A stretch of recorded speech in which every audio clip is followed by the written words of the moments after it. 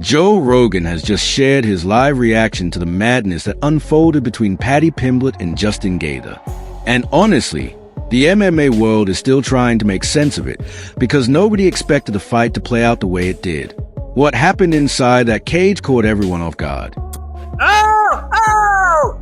Oh! Pimblett standing up like a fucking Christmas tree. Shoot, you fucking Oh, good lord. There we go! There we go! Justin can fight this all day. He can do this all day long. He'll do the jab, he'll come behind it, get close, and then he's gonna get you close to the octagon. He's gonna start fighting you with his hands. He's gonna hit you with the right hand. That's what he does. And he's pulling away. For somebody with good grappling, it's like, go underneath, shoot a takedown. He's trying to fight a bull that you don't have the power to beat the bull. And all Paddy has to do is go to his back and he's good. Go around him, Justin. Just go around him. Yeah, Justin Gaethje won that. I think Paddy Pimblett did not follow the corner's game plan. Not gonna lie, he hit me with a body shot in that first round. He hit me right in the solar plexus and it got me, you know what I mean? That was why I thought I was winning the first round up to that point. I'll be back better. It's as simple as that. Because I haven't seen the last of me. Dana, I remember when Paddy first arrived in the UFC, you were saying stuff like, well, his entrance is good and it's all well and good to get the fans, but he needs to be able to fight. Obviously, we've seen him have great wins before, but to show you the durability he had in that fight tonight, do you feel like even though he lost, he considered one of the best in that division moving forward? No doubt about it. I mean, he was the favorite tonight. I think that's what every other one, he's the underdog and everybody thinks he's going to lose. Tonight he's the favorite.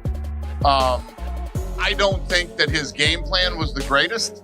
Obviously, tonight he showed he is tough, he is durable, and almost I mean, especially against Gaethje. And you're eating those punches from him. You know, it's one thing to say, listen, I'm going to come out. I know I believe in my durability. I believe in my chin, and I'm going to go toe-to-toe with this guy. But when it starts to not work, at some point you got to say, you know what? It's the third round. I got 2 rounds left. I might want to try to take him down and submit him here. Right from the start, you could tell Paddy had a clear plan. He wasn't looking to play it safe. He came in ready to exchange shots, push his limits, and see if he could handle the pressure that comes with standing across from Justin Gaethje. And to his credit, he held his ground longer than almost anyone expected. Gaethje kept advancing the entire time, marching forward without hesitation. Every punch had bad intentions behind it. He attacked the legs, dug into the body, and constantly forced Paddy to stay in the pocket and fight back. I mean, this fight was unreal between Gaethje and Pimblett, man. As we await the decision, it's worth it to go over the numbers in this one. Total strikes 219 to 177 for Justin. And then we'll talk about round by round. 178 to 169 in significant strikes for Justin. So, I mean, you're talking about 9 significant strike difference in a high-paced fight. But the head strikes, that's the key. 148 to 97 for Justin. So even though the significant strikes were close, Justin was landing, I mean, 148 head strikes, and Paddy kept standing and going back, coming back. It's crazy. Justin, 3 takedowns, 555 in control. On paper, Justin won this fight. But Paddy did lead in 2 of the 5 rounds. Round 3 and round 5.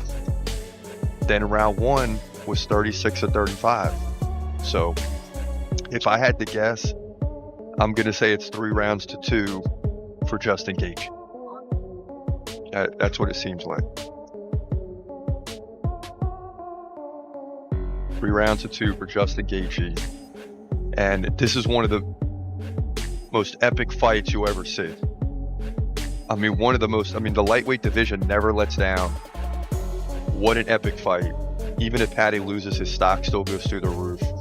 Because this is a guy, most guys would have laid down in round 2. Here we go. This is tense. Here we go.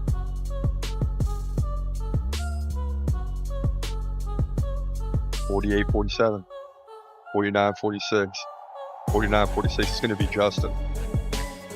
Paddy knows he didn't win 4 rounds. New interim title holder, lightweight division. So that means Justin is fighting for the title. What a fight, y'all. But Justin Gaethje pulls it out in dramatic fashion. Credit him.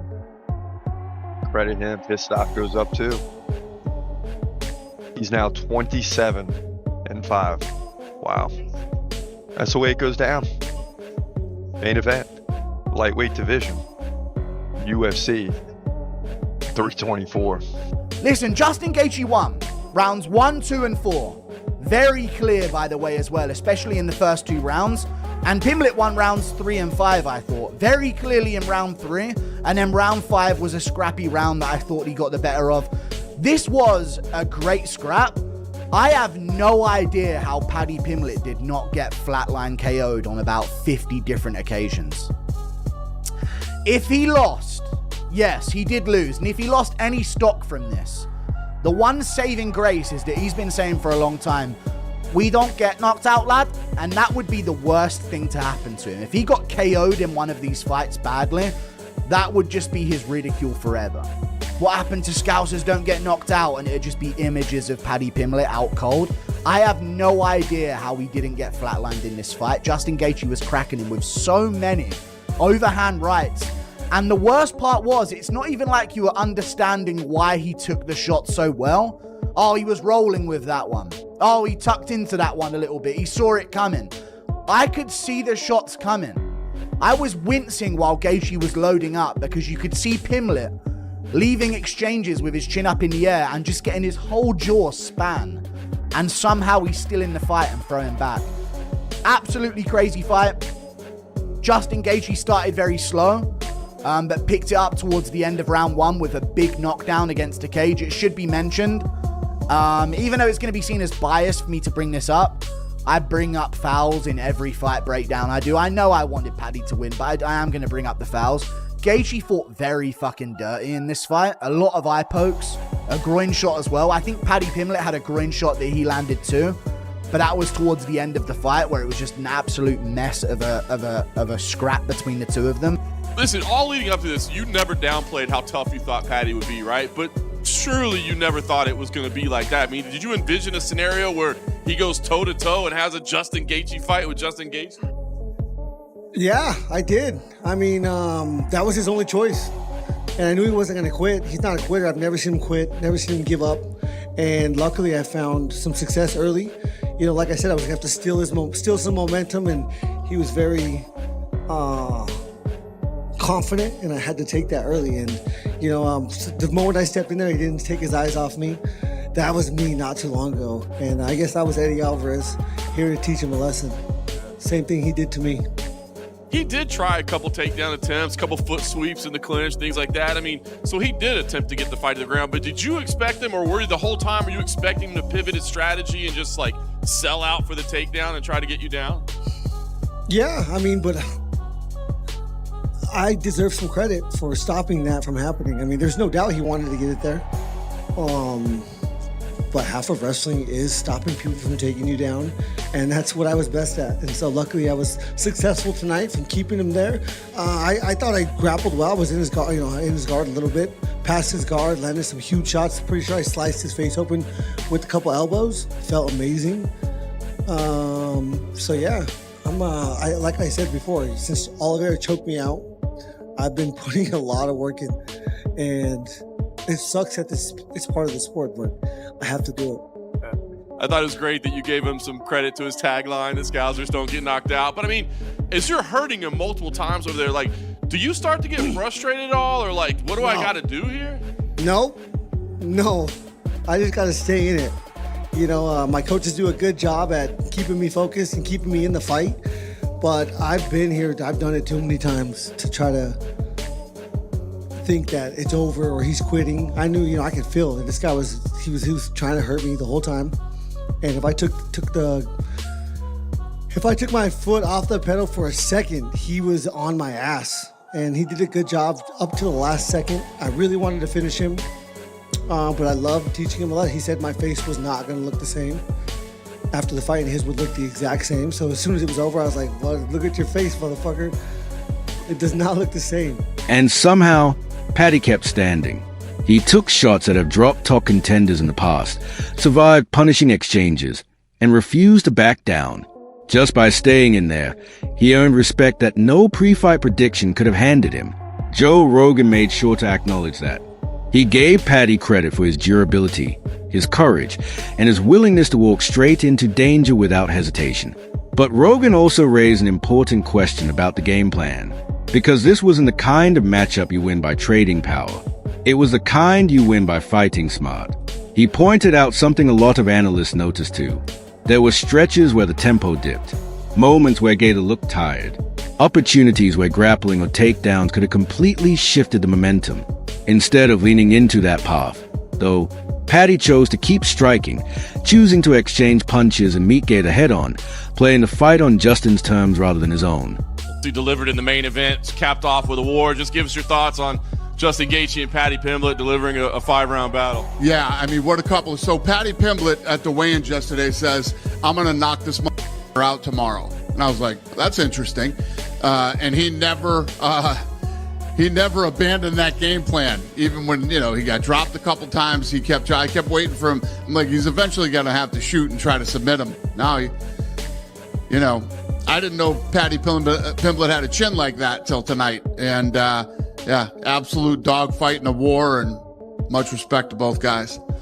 The fight itself, I mean, you don't want to get in a Justin Gaethje fight, I imagine, right? Or do you? Like, is part of you like, yeah, let's go out there and let's have a Justin Gaethje fight? I'd love to have a scrap with him.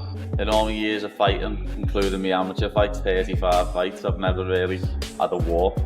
So it'd be nice to finally get one with the king of them. Did you envision a scenario where he goes toe-to-toe and has a Justin Gaethje fight with Justin Gaethje?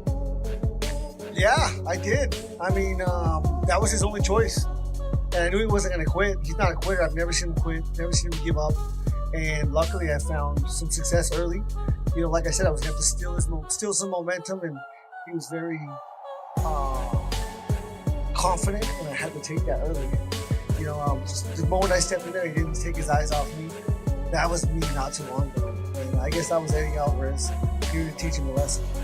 But Gaethje landed some really, really bad eye pokes on him. But it doesn't matter, because the result is the result. Pimblett gets beaten over 5 rounds. At one point in the third, and we can go through this bit by bit, round 1 through round 5. Round 1, I thought, hold on a second. Gaethje looks odd. Like, Gaethje looks off in round 1. That was my whole thought process in round 1. Like, Pimblett's actually going to do this. He's landing shots. He's landing uppercuts and knees up the middle. How is Gaethje not wobbled by any of these shots? Gaethje's chin is absolutely insane as well. That needs to be mentioned too. Pimblett was landing body kicks, knees to the body, low kicks, wasn't shooting any takedowns. Because I picked the mixed martial artist to win. So he was just duking it out with Gaethje in round 1 and 2. Low kicks, body kicks, head kicks out of nowhere, uppercuts, hooks. He was landing good shots on Gaethje. And Gaethje just at one point said, it's nothing, like that to him, and was just eating these shots. And then when Gaethje got going after the eye poke that he landed on Pimblett, which was pretty bad, and I was thinking, oh my God, no. Tom Aspinall, now Pimblett, 2 English fighters in title fights, and we're going to go out like this. But he continues the fight. It wasn't that bad. He could see his eyes were wide open the entire time. And he gets back into it, and he gets badly hurt with a punch. It might have been before the eye poke in the first round, but the one in the second round was really bad, and that's the more egregious one. But Gaethje starts beating him up badly. Fumbles the finish in the classic Gaethje north-south position. Gets the sort of front headlock position on him, and then just tries to punch from there, and couldn't really do anything from there. So it was kind of a moment where you thought, oh God, Pimblett's been TKO'd, it's over. But then somehow he's back up on his feet and throwing back and landing good shots again. Like, he didn't just get concussed about 30 seconds ago. Round 2 happens. And it's the same thing again. Pimblett's getting hit with massive shots on the chin. He's landing good kicks to the body. Teeps, low kicks, knees, punches, chin up in the air. You're wondering every time, when is he going to get slept? There's so many moments, and I was screaming, yes, we are DDP, basically, in the middle of this, because it was just like, dude, this is plot armor. How is he surviving these moments so narrowly, with millimeters to spare? Gaethje swinging these overhooks, and it's not even like Pimblett was landing and then weaving, and then, like coolly slipping out of the way of these shots. He was just there to be hit, but in such an awkward way that the shots were just whizzing past his head and face on so many occasions. I really thought this is it, that he has been chosen to win this. It's all going his way, even though he's getting beaten up. And then he gets thumbed in the eye in round 2. No, I love it. This guy, I love everything he's been saying. You know, he's definitely sounds overconfident. He's out here disrespecting legends like Dustin Poirier. I'm going to dog walk this English on Saturday. Watch. Lad, Dustin's never got a nice word to say about me, lad. So, I was honest and said he looked like shit against Gaethje. Then hell, stop and crying, you can't get That wasn't even fat. the fight you were talking about. You said his last fight. Which? No, I'm saying Dustin looked like shit against Holloway. That was what I said. You would also look like shit against Holloway. Well, we'll see. Once I beat you, I could end up fighting him. Well, you won't be fighting him. And that's reportedly where Dana White had concerns. It wasn't Paddy's courage or durability that bothered him. It was the approach. From the UFC's standpoint, Paddy clearly had an edge if the fight hit the mat. The grappling was there.